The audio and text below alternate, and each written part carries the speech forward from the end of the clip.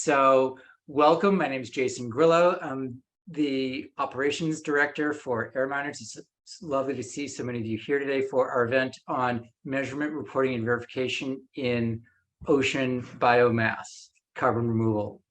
So we're having this event today to dive into a field of interest for many in our Air Miners community as a continuation of our event series on MRV. As we know, carbon removal is a growing field, with measurement, reporting, and verification being a extremely important challenge that many different approaches, different methods of carbon removal are working toward their own particular solutions, nuanced to that method.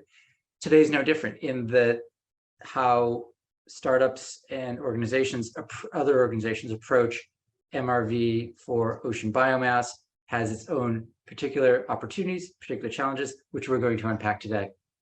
A little bit about the format of our event. I'm going to shortly hand it over to Anna Madlener, who will be our moderator for today. And then we'll have our discussion for about 40 to 45 minutes, followed by a Q&A where some of you will be able to answer questions or ask questions for our panel to answer.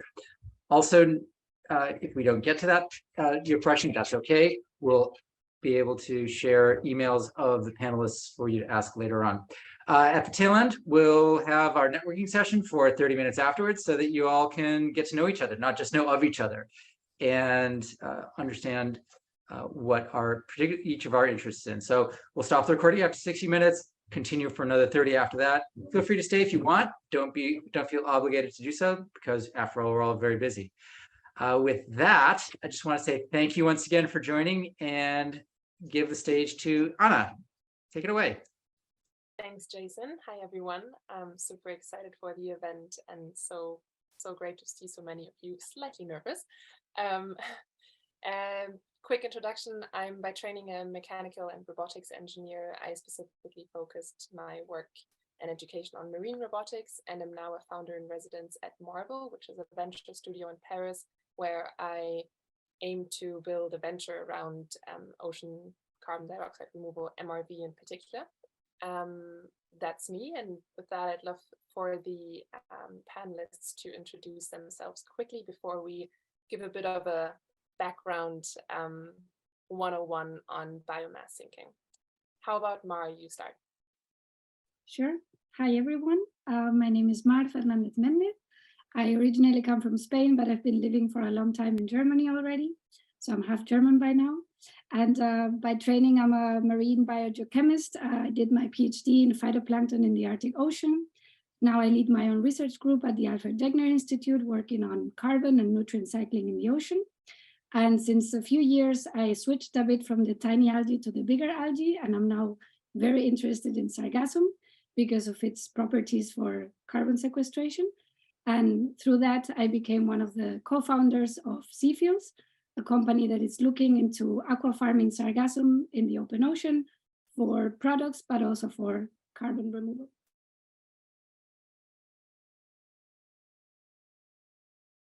Mowgli, take it away. Yeah, thanks. I'm Mowgli. I'm actually based on the west coast of the US in Portland. I am a microbiologist by training. I do my graduate work in virology, but I'm now the founder and CEO of a company called Submarine that is working to build the end-to-end platform for MRV for all of the different ocean CDR techniques. So all the way from observational hardware to data assimilation to high-resolution regional modeling, so that we can quantify the efficacy of these projects and also their environmental impacts. I guess I'll go next. My name is Max Chalfin. I'm the CTO at RunningTide, which is an open ocean carbon removal company startup. But my training is in experimental physics. And now I work with our scientists and engineers developing the verification technologies that we use to account for our carbon removal technologies. Great, thanks all. And yeah, just really quickly, we thought we'd sort of give a background on why carbon dioxide removal with biomass sinking could work potentially, and what sort of the premise or the science is behind it. And for those who aren't aware of it, essentially in nutrient-rich waters, biomass grows by photosynthesis, consuming CO2 and producing oxygen. And the biological pump, which is one of the forces in the ocean driving carbon uptake,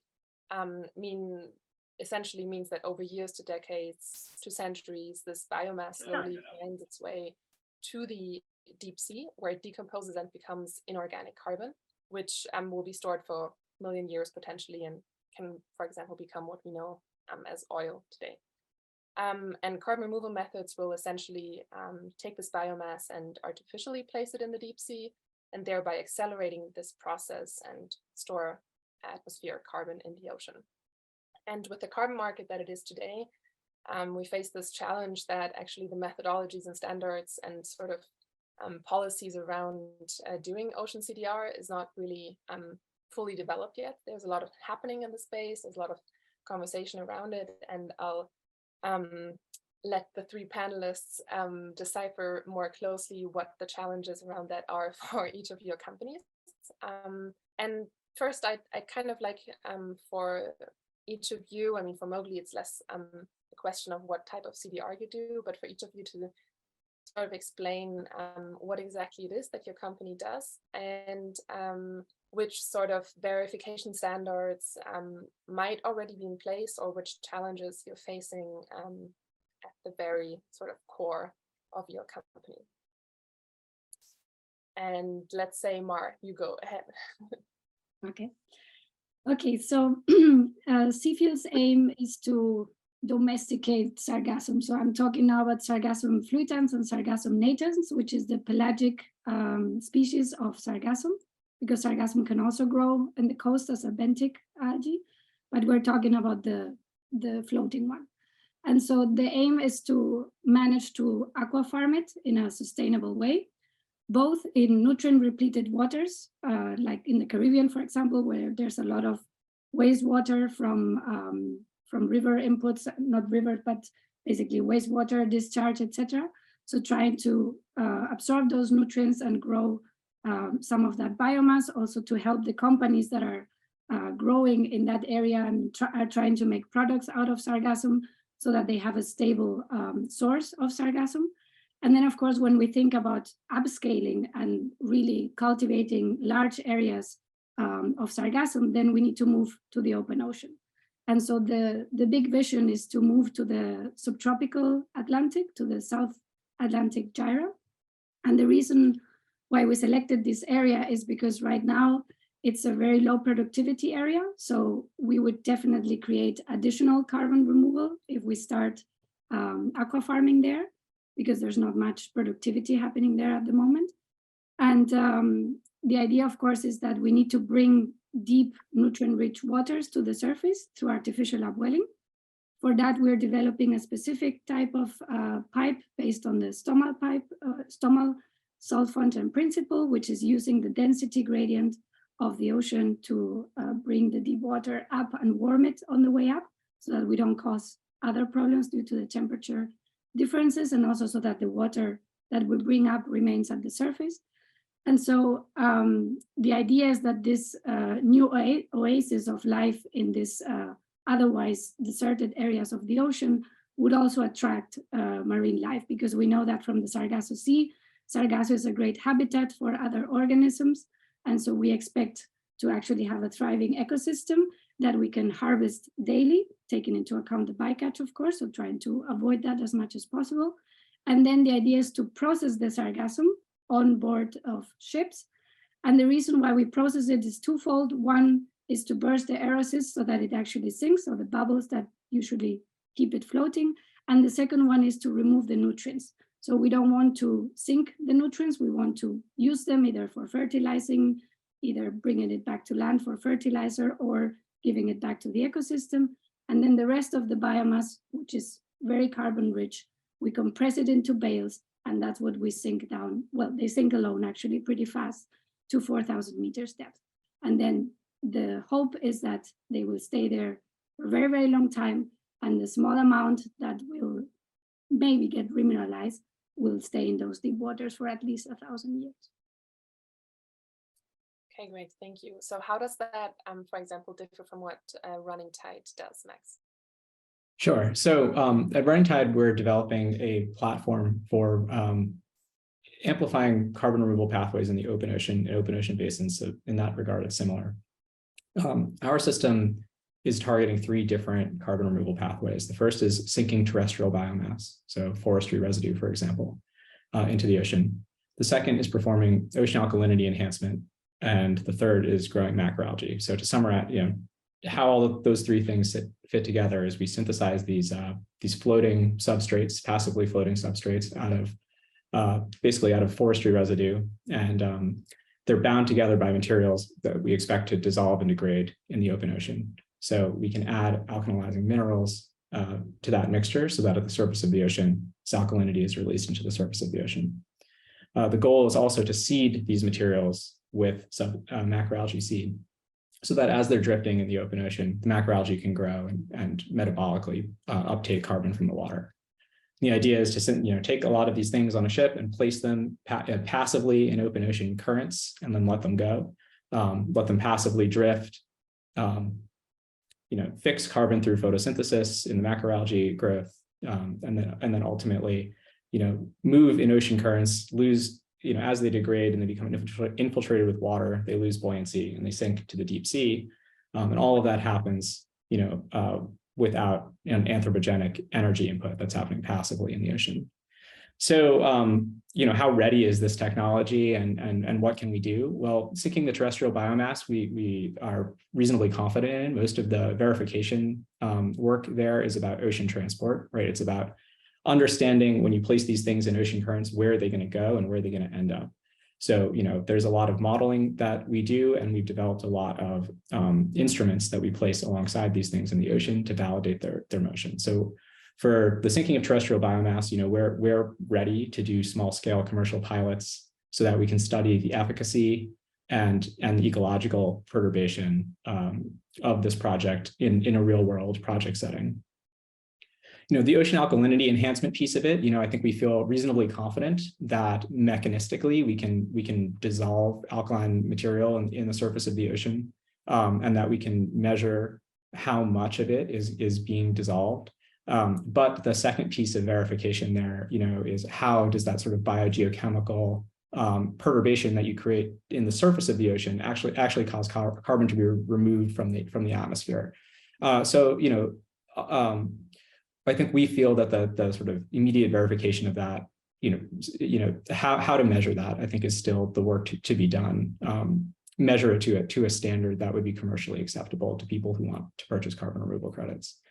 And then as far as macroalgae sinking goes, cultivating macroalgae in the open ocean, we see that as fully a biotechnology frontier. There are 2 major hurdles to overcome. The first is, macroalgae. So right now we're experimenting with sugar kelp and Ulva prolifera in the North Atlantic. These are coastal organisms that want to grow in places where there's high nutrient availability and low wave energy. And the open ocean is obviously a very different environment. So cultivating strains of algae that will be successful out there, is a undertaking, a technological undertaking. And the second hurdle is scaling the production of macroalgae starting material, so seed stock, essentially. When people do kelp aquaculture, they typically tend to just do wild harvests of source material from kelp beds. That's not going to be feasible to do at a scale that would make for climatically relevant carbon removal, and doing so would be economically infeasible and destructive to these natural habitats. So we are looking into borrowing techniques that have been successful in the microalgae industry to intensify the production of the starting material in photobioreactors. So so that, I guess that's the sort of the overall lay of the land. It's a terrestrial biomass, the most ready of these technologies, ocean alkalinity enhancement, conditioned upon improving the sort of consensus understanding of the efficacy of these biogeochemical models and how they can be applied to verification. Macroalgae sinking, has that same need for this sort of biogeochemical consensus, and in addition has a biotechnology element required as well. Mm-hmm. Yeah, something you definitely both mentioned is sort of this need for a consensus on what we actually need to measure for which method, and that's sort of, I assume, the part that simply needs to be figured out and decided upon. I think the part that might be more interest and more sort of granular to our discussion today, since the other question we can't really solve, just the four of us, is rather how specifically you, your companies are trying to measure these specific processes. And that's something where I'd love to, for Mowgli to get in and sort of shed light on the huge task of developing these tools and developing the methods and the models, I mean, for verifying and modeling and predicting these approaches. Since both Mar and Max sort of showed us that though the idea is to sink biomass, they're actually combining it with different, very complex, what's the word, processes. So I'd love to get your take on what you think, how we can even measure and verify these processes. Is that me? Yeah, sorry. Sure. Yeah. So one issue you can see right from the beginning is that many groups have very different approaches, and each of those approaches raises its whole set of issues that are unique to it, and will require different kinds of quantifications. Let me just sort of lay out for the simplest case, you know, what it is that we think needs to be quantified. So so the simplest case really is that you're growing macroalgae in the ocean, and then you're sinking it to the seafloor. And in that case, there's already, you know, sort of 3 or 4 major processes that have to be quantified. So you need to know the biomass, and that's relatively easy to quantify. The biomass then pulls CO2 from the surface ocean. It doesn't pull it from the air. It essentially pulls it from the surface ocean, and then you sink it to the seafloor, where you're sort of relocating the CO2 from the surface to the benthic zone. When it pulls it from the surface ocean, it creates a spreading plume of CO2 depleted water. And that can spread over hundreds and thousands of square miles. And over months to years, it equilibrates with the atmosphere and causes an air sea flux. And that's the drawdown right there. That is a process that happens over a huge area, over a huge amount of time. There's a growing consensus that there's no instrumentation that can measure that directly. We can quantify it, though, with powerful modeling tools that are informed by many different kinds of measurements. And I assume we'll get into that later. So that has to be measured. There are many reasons why that drawdown process would not be complete. So if the CO2 depleted water is near a downwelling region or a rapidly mixing region, the water with less CO2 can be pulled into the deeper ocean before it equilibrates and not lead to drawdown in any reasonable time scale. That's a possibility. And then the biomass that is sunk to the seafloor could remineralize, in other words, be degraded and re-release CO2. And if you're near an upwelling region, it could come back up very rapidly and just be re-released into the atmosphere. So if it is degraded, you need modeling that will tell you what the bottom water residence time is there. You know, how long is the water and the stuff in that water on the seafloor going to stay down there? And again, that's not something you can't really measure the upwelling plume of CO2, but you can do modeling to accurately quantify it. And then if you're taking approaches like Mar is taking and bailing the biomass, you could really, really minimize that remineralization process. And so, you know, we need to have various kinds of measurements about how effective the bailing is and what time scale of re-release that leads to. And that is something we could probably measure directly. And then in addition, there are the potential impacts, right? So in many of these cases, you're not only sinking carbon to the seafloor, but you're sinking huge amounts of nutrients. And, Mar laid out one approach to minimizing that, which is trying to get the nutrients out before you resink it.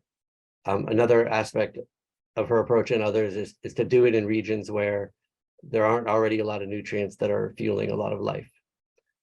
But, it's sort of our position that environmental impact should be a core part of MRV. So if you're doing it in a place where there's an important food web, and you do it at the scale necessary to make an impact on atmospheric CO2 levels, you could be sinking huge amounts of nutrients to the seafloor. And that has two effects. One is that it brings you into the maze of all this additionality math, where you have to ask yourself when you're selling the carbon credits, well, what life did I supplant that would have also been part of the biological pump and would have been sequestering carbon already? So you have to have a model that lets you subtract that off. And then you have to ask yourself, what impacts are we going to have on the food web? And that could cascade all the way up to impacts on local fisheries. So those are the main things that need, and there's actually one other family of things, which is all the life cycle analysis part. What are your transportation and trucking costs and carbon footprint and all of that? And all of those things, I don't know, is that 7 major things, something like that, have to be folded into the calculations before you can really say, this is the real impact we had on atmospheric carbon. Yeah, you definitely gave the whole sort of life cycle assessment of the whole mess around MRV now. I should just say, like, all of that stuff is doable. It's not that it's not doable. Yeah. I think I would definitely love to focus on the ecosystem impact specifically after we maybe first get into how specifically you, Mar and Max, are currently doing your MRV to the extent that you're required to either, or that you're simply doing it out of like your own will and your own interest, obviously, and for the benefit of your own company, I assume. So could you tell us more concretely about sort of which techniques you use? Which is it more modeling? Is it more the measurements that you rely on? And if so, sort of what challenges are you facing there? Sure. Sure. Would you like to go ahead, Mar? Or? We can switch. We can start now. Okay, yeah. So first of all, I think everything that all the points that Mowgli just laid out are very well taken. Our attitude towards verification is, with all nature-based carbon removal, you are creating an intervention, and that intervention causes a perturbation. And so, the intervention is something that we are synthesizing, right? And that's something that we are able to measure as well as possible. So that's things like, where does this material move in the ocean? How much biomass is accumulated? What regions of the ocean surface are it in? How quickly is it moving through the water column? Where is it ending up on the seafloor?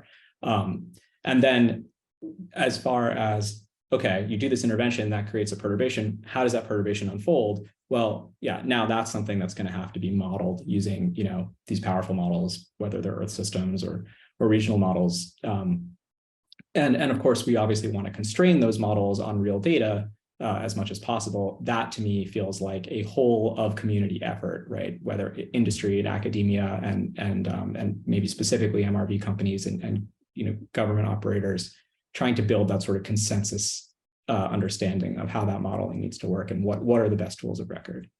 So we apply that exact sort of framework to thinking about verification, both from the carbon removal perspective and as well as the sort of ecological impact perspective. Our position here is like, the reason that we're doing all of this in the first place is not because of carbon in the atmosphere, but because having carbon in the atmosphere is damaging ecosystems and damaging, socioeconomic systems. And so the whole value proposition of carbon removal is additionality, not just in the sense of carbon removal, but in, additionality in climate remediation. And so, I think it's seductive to think of, oh, we're going to have like our verification, which counts how much carbon we remove, and then we're going to go do environmental impact assessment. And those are going to be two separate things. And one of them will face the market and the other one will face a regulating agency or a permitting agency or something. But I think that the fact that the climate remediation market is currently denominated in carbon is just a consequence of the fact that it's immature. And what we really need to understand is that verification is going to need to include all of the impacts, ecological and socioeconomic, that Mowgli alluded to, as well as the net carbon drawdown, and that is ultimately going to determine the value of the carbon credit. Like, these carbon credits are not going to be created equal; they're going to be valued based on the additionality of all of that. And in practice, it's a lot of the same underlying data and underlying modeling that substantiates both these things. So when we talk about nutrient competition in the open ocean with macroalgae growth, we care about how much phytoplankton is being displaced from the perspective of carbon additionality, but also just from the perspective of ecological impact. What if you make a 1% or 2% or 3% perturbation in the amount of phytoplankton, how does that evolve? The ratio of the different functional groups of the phytoplankton in those communities, like, all of that is part of the same actual technical work. And so that's just another reason why we see that sort of verification encompassing, sort of both pillars there. Yeah, so I fully agree with everything you said. And I think often people tend to forget that the start of everything and the reason why we started thinking about this is to actually restore the oceans and restore the health of our planet. So sometimes people confront us with saying, "Oh, but you're trying to destroy the oceans." Well, quite the opposite. I mean, we're actually trying to do something good for it. So we are the first ones that want to make sure that those perturbations are net positive and not net negative. Only in the carbon sequestration, they should be net negative. And so for me, like, I am a marine biologist, ecologist, biogeochemist. So my entire career has been about measuring carbon and nutrient cycles in the ocean. So for me, deploying all those tools that I learned my entire life is relatively easy. I'm familiar with how to monitor the PCO2 ocean air fluxes. Sargassum is very special because it creates this very thin stratified layer at the surface. So all the assumptions that you might make for other parts of the ocean, like the open ocean, or all the assumptions you do for the mixed layer of phytoplankton, do not really apply for sargassum. So actually, sargassum is not really well represented in models right now. So there's quite a way to go to get all those measurements done to be able to represent sargassum properly in models and be able to then in the models upscale virtually what these farms would look like and what the impacts would be. In terms of how we actually quantify the carbon through our whole method. So I started with the air-ocean fluxes. I continue, of course, with the weight of biomass and the carbon content of that biomass. One of my expertise is measuring carbon uptake rates and nutrient uptake rates. So we will probably do that at the beginning, at least until we have enough data to put it in the model, both with the sargassum and with the phytoplankton to see that competition that we were talking about. And then in terms of once the biomass is at the seafloor, basically it's based on all the expertise that is out there in the scientific community on how you monitor respiration rates in the benthos, how you monitor biodiversity in the benthos. So it's basically applying all that knowledge that is already there and using it to actually quantify the fluxes of these approaches. So for example, in the deep sea, you can use oxygen sensors to measure it in chambers, to measure the respiration rates so that you know what's your remineralization rate. So all these things are available. The problem right now, and this is one of the main things, and Anna, you kind of said it, right now we're doing it because we want to, because there are no specific guidelines, right? I mean, I know that, for example, Ocean Visions is trying to create those community guidelines, which I think is very useful. But at the moment, we're doing it because we want to make sure that we're doing things correctly and that we are sure that what we do makes sense. And so one of the challenges is, of course, that you cannot measure everywhere all the time. Mowgli knows us very well, and that's why models have to come in at some point. But in order to collect all that data and do all the measurements that are needed to get there, that costs money.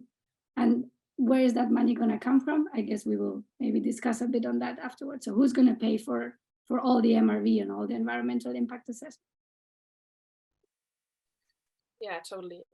Maybe before we get there, I have one burning question, and I think it was mentioned in the chat as well. how are you actually ensuring that the seaweed or the biomass does arrive at the bottom of the sea? Does that rely on sort of models that assume a certain rate, a certain percentage that makes it to the deep sea, or do you send down robots? How do you assess that? I mean, in our case, it's pretty straightforward because what we send down is bales, and we've calculated that they sink in like 7 hours to 4,000 meters depth. So we're pretty sure that they will arrive there. And then, of course, the idea is, as you said, at the beginning every year, and then, well, it depends on the money in the end. We would love to go down every day with an ROV, but it's not feasible, right? So the first step is to do, of course, an environmental impact assessment where we deploy, let's say, 30 bales. We monitor what the environmental impacts are, and then we go down with an ROV and we monitor properly everything. Now, how to do that at scale once we're operating at the gigaton scale, then I think, you know, the entire international community has to agree on how to monitor the entire ocean. Otherwise, there is no way. You can only go to certain spots and check them, you know, like, okay, we know that here there's this amount of bales, let's go and check them. But you cannot check everywhere all the time.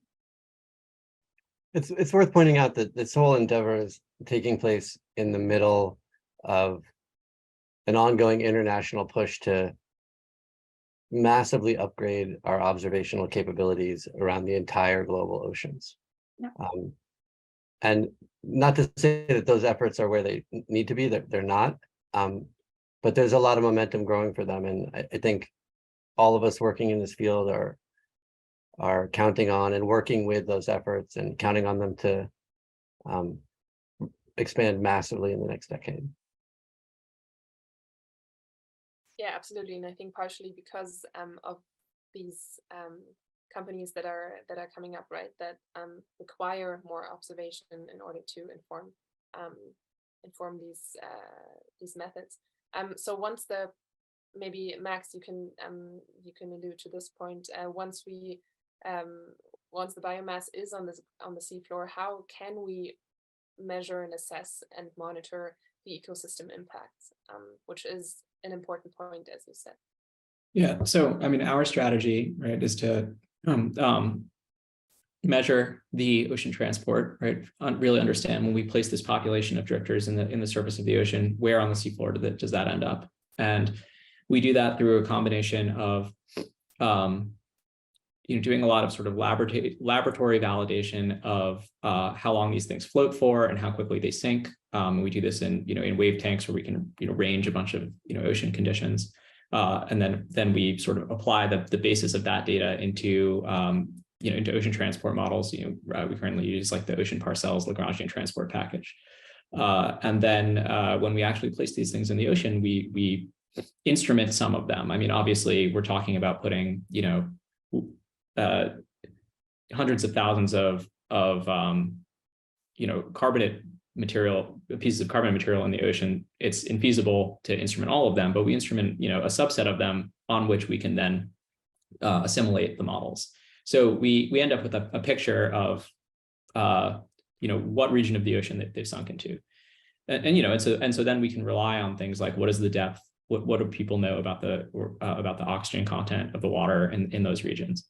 And then we can go, in sort of selected areas where we can do observational studies, place material at the bottom of the ocean and look at its degradation rate and see, all the various things that Mar talked about. So the endeavor here is to really characterize and build up our systems understanding of the ocean as much as possible, and then evaluate the full scale carbon removal process using that systems understanding rather than direct observation of every single thing that's happening on the seafloor. Yeah, I think the carbon markets, so a lot of these scientific questions are going to intersect in complex ways with the carbon markets and how you develop methodologies and how they're approved and what level of transparency they have. I don't think anyone doubts that the carbon markets and the verification process will pretty easily incorporate laboratory and experimental data for many of these data points. So once we know how these multi-material floats or these bales of sargassum behave, how fast they sink, how fast they remineralize under typical conditions in different places, those are data points that we can use going forward. We don't have to monitor it every single time. We monitor it at intervals or in different ocean environments, but we don't have to, those are science that accrues. And once you know the answer to it, you can work off that. You don't have to have an ROV down there watching every bit. That Yeah. said, go ahead. Sorry, I just wanted to briefly add that also all the deep sea technologies, for example, are evolving rapidly. And for example, now you have deep sea cameras that are relatively cheap. So you could put one every, whatever, 10 kilometers or whatever. So you could have some sort of more permanent monitoring at the deep sea at the same time. Yeah, and that actually brings me to, I think, the last sort of package of our conversation, which is more the money. Of course, one of the huge limiting factors around ocean MRV is just that the monitoring equipment, to the extent that it exists or could even monitor, is really prohibitively expensive. And so I'm wondering, I hear that both of your companies are investing and able to invest into these technologies to an extent. But that's probably not a very sustainable, or I would assume not a sustainable model to follow. And it also is a prohibitive factor for more companies to come in and do this. So the last sort of 7 minutes, I'd love to dedicate to more the sort of business aspect of MRV. Who you think should pay for it? Where, how it will price into your carbon credit? How you are currently sort of thinking about that? And then, of course, also how the evolvement of methodologies and standards, the evolvement of MRV technologies and offers such as Mowgli's expertise, for example, can help scale your business as well. Anyone feel free to take it away.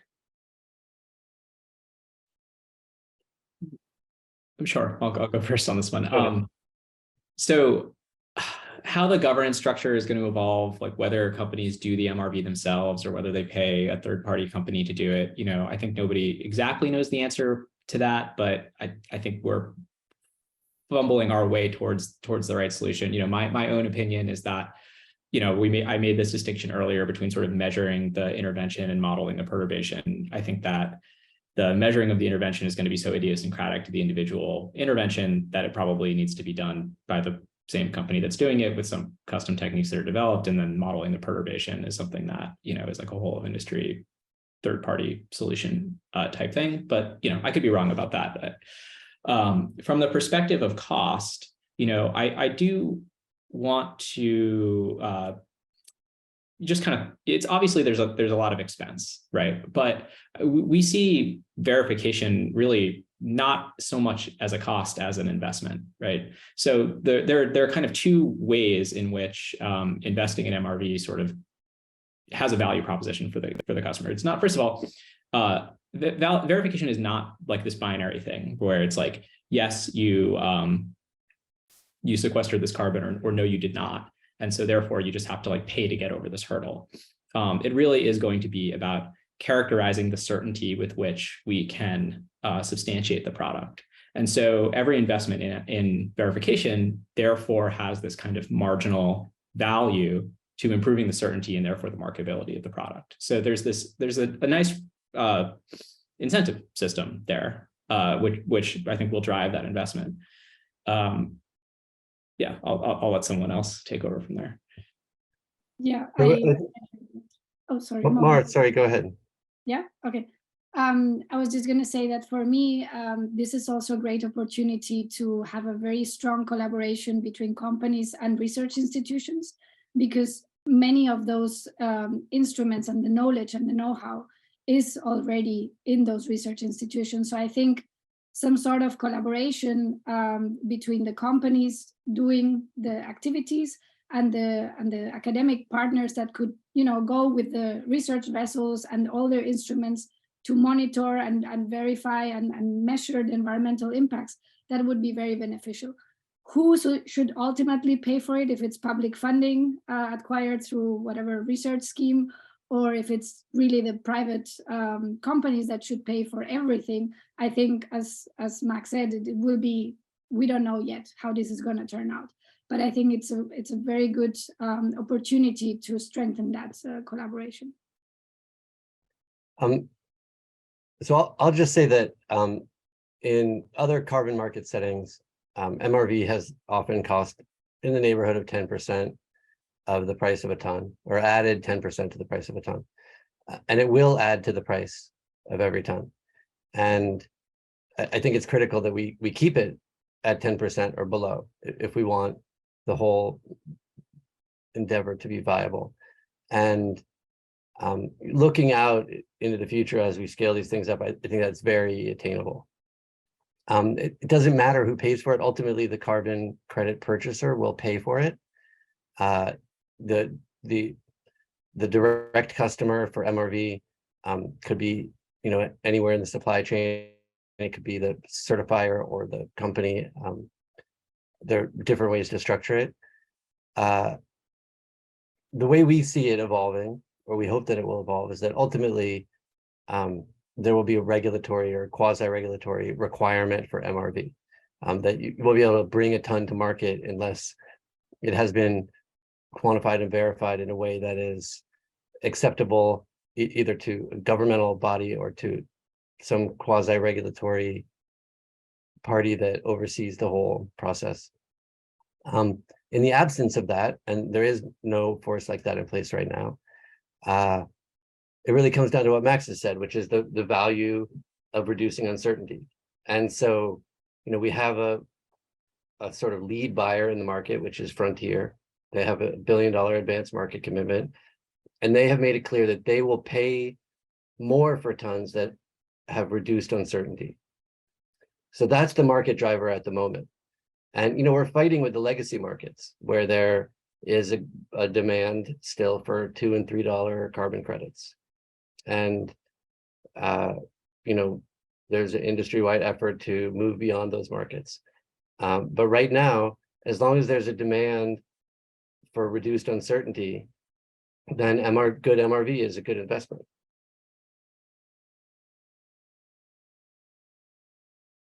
And I think that sort of wraps it up for our 45-minute conversation and discussion, but I'll hand it over to Jason to sort of give the audience the opportunity to answer their questions. Sure. Thanks, everyone. This is a very interesting conversation that we've all had the privilege of witnessing today. So a couple questions from the audience, and thanks to those who've asked so far. Kevin Lee, if you're able to unmute and ask your question. Yeah, hi, everyone. I was just curious how you're thinking about the sort of staging of this from the early stage to that planetary. Oh, Kevin? I think we lost him. Oh, no worries. Kevin had a question about thinking about risk-reward trade-off to make progress. Basically, should early-stage products lean hard into quality and conservatism for lowest risk, possibly slowest progress, or should we iterate and learn rapidly at small scale, or focusing on key objectives and slightly less effort on full understanding of all implications?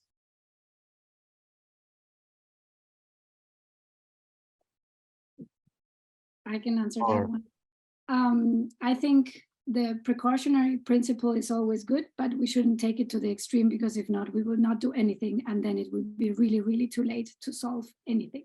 So I think we really have to find the compromise between being cautious and monitoring things as we do, but we have to do and not stop doing it just in case it might not work. So I think that's my comment on it. I mean, I'll just add, there's gonna come a hard question for everybody. Once we have some of these potential environmental impacts quantified, where we are forced to weigh some of them against the impacts of increasing CO2 levels in the atmosphere. And I can't even imagine how that conversation unfolds in public. But in this community, we're going to have to start having it. We want environmental impact to be front and center, but we can't really afford to slow things down either.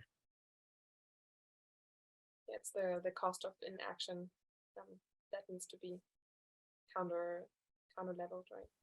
I will say, if we rush ahead and risk environmental impacts and don't go through whatever environmental impact assessment processes are available for ocean engineering projects in general, and take risks like that in the oceans, not only are we potentially endangering food webs, but we run the risk of creating a public backlash. People are very protective of the oceans, as they should be. So that I see a relatively clear line among all the gray lines right there. If we push too hard and cause early damage in the oceans or an early backlash, we're not going to make the progress we want to make. Yeah, the thing I would add to that, I think that conceptually, I agree with everything that's been said. I think practically speaking, it's important to realize that carbon removal is a industrial mass transfer problem, right? There's a ton of infrastructure that needs to be built. There's a ton of work that needs to be done.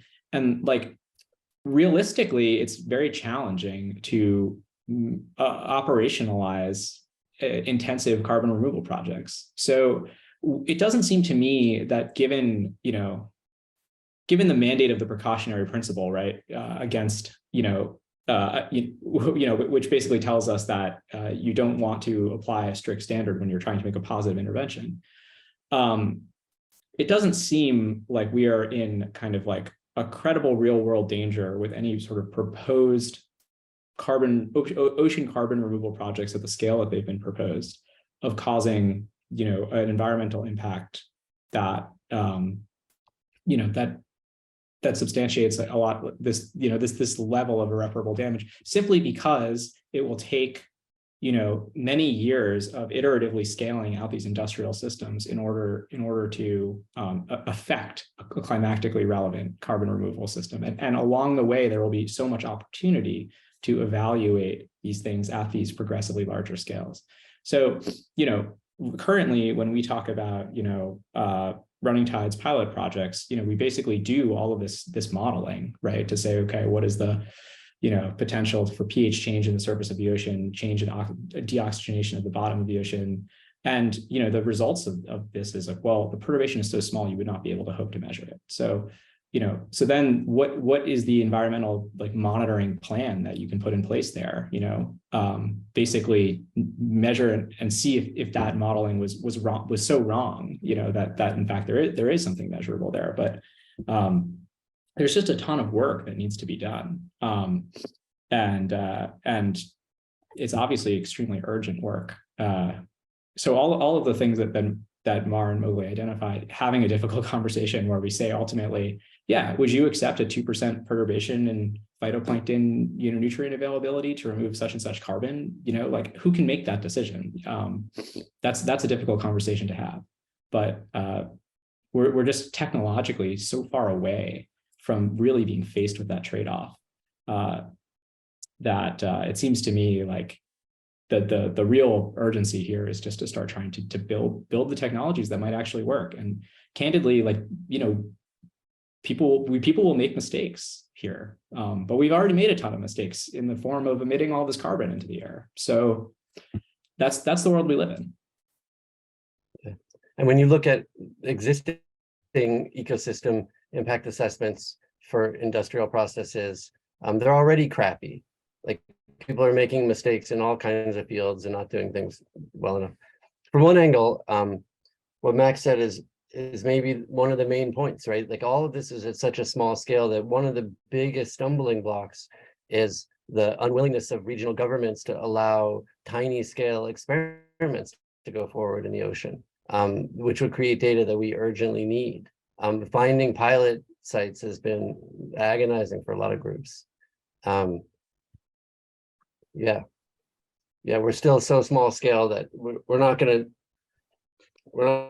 do any big damage right away. We're not gonna have any big impacts right away, good or bad, probably. Got it. Great, thanks all. Cuneo, Alexander Iwata had a question as well. Cuneo, do you mind unmuting and asking? Yeah, I'm happy to. Can you hear me all right? Yes, perfectly. Thank you. Fantastic. Well, thanks everyone for being on this panel. My question is about the open sourcing or sharing of MRV techniques. So it's a two-part question. The first is, do companies in this space have an obligation to share MRV best practices, techniques, technology, and how should they do that long term? Because it seems to me that there's a tension here, and that high quality MRV can be a differentiator for any marine PDR firm. And so that's the competitive edge. And so that might lead you to want to guard MRV techniques. That could be helpful for other companies that might enter the space. So there's this weird, you want to make sure that you have your own secret sauce, but at the same time, you want to encourage and catalyze the growth of this bigger market. So I'm just curious how you might think about the way in which you use your CDR MRV techniques and how you might share those, if at all. My opinion is that part should be completely open access. And actually, as I said before, many of the techniques will come from the academic world. And so they probably are already open access. So I would say that part should definitely be shared. Yeah, I mean, our answer, thus far we've tried to be, we've had a pretty position of disclosure with the techniques that we use, and there are two reasons for this. One is that ultimately the carbon removal credit is a trust-based product, right? And so it's only as good as people sort of believe that it actually affected the change that it claims to affect. And so that auditability and inspectability of the methods of substantiating it is, that's the whole value. So you can't really keep it a secret and say, trust us, we removed this carbon. And then the second thing is, like, it's always interesting when you think about these businesses from, and it's easy to say, like, well, IP is obviously something that creates value for a business against its competitors. In this particular case, I think having a situation where, there's so much carbon removal supply that it outstrips carbon removal demand, and carbon removal companies have to get extremely competitive with one another to secure customers. I mean, feels like a pretty good problem for us to have. And I think we're, many lifetimes away from that being our reality. So I think our posture in the industry is, it just leans towards towards openness.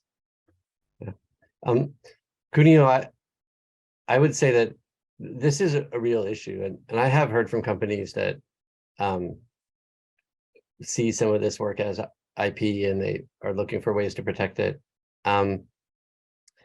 But so it's an issue. It's not like it won't be an issue.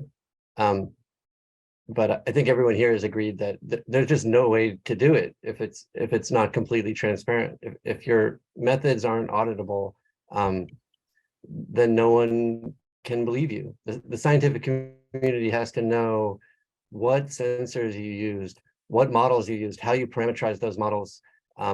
Otherwise, the markets should not believe it. There's also the issue of sort of interoperability. If people aren't being, this is a really complicated issue, actually, but if people aren't, in a general way, in the future being judged by the same yardstick, then you can't really compare credits between projects. That is technically a hard problem to solve, but ultimately, you would want the same underlying models to be used in as many places as possible. And then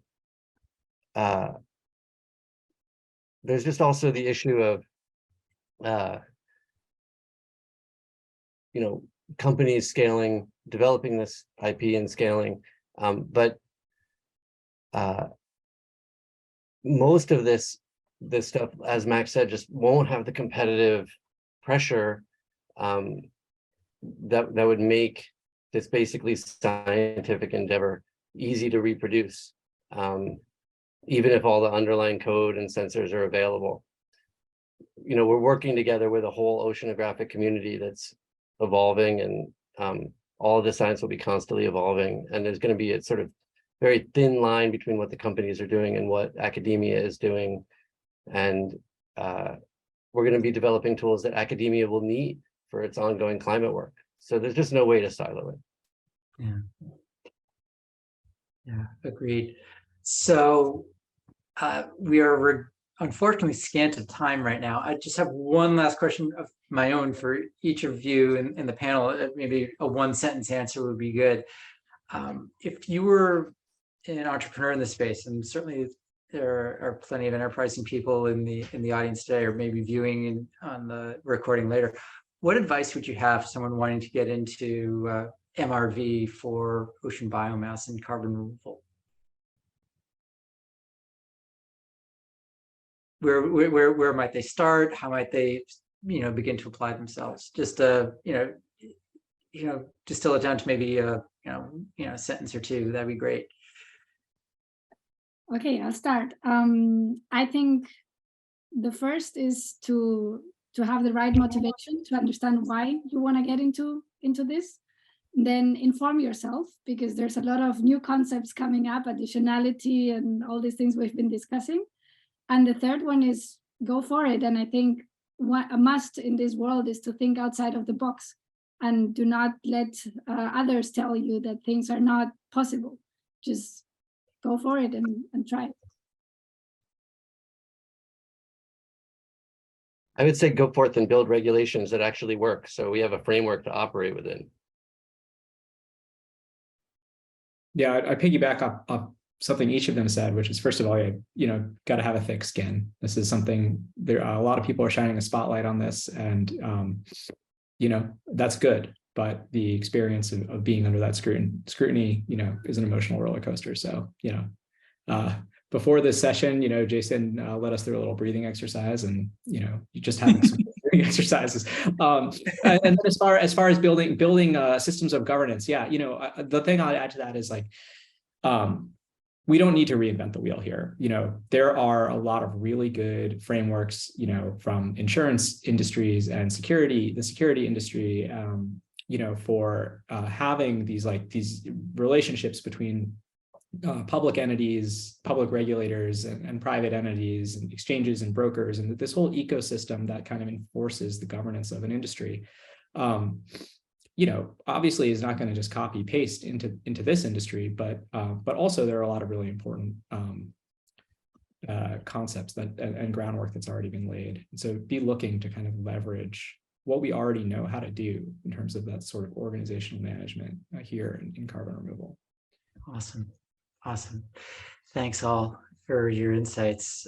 Hope you as an audience appreciated that. I certainly did.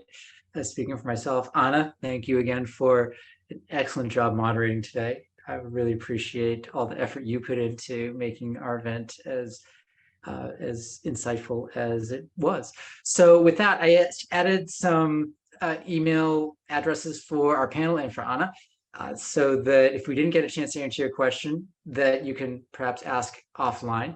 Also, a couple of links. In 2 weeks' time, we're going to have our year-end Carbies celebration. Yay! Not the Emmys, not the Grammys, but indeed the Carbies. For members of Air Miners only, we also have our applications for our Launchpad program, speaking about entrepreneurs, for very small early stage startups getting underway in carbon removal. You've got an idea, there's an idea you're working on. We'd love to hear from you so that you can apply to our program, get coached up over the course of 6 weeks, starting in January to February of 2023. With that, just want to say once again, thanks everyone for coming.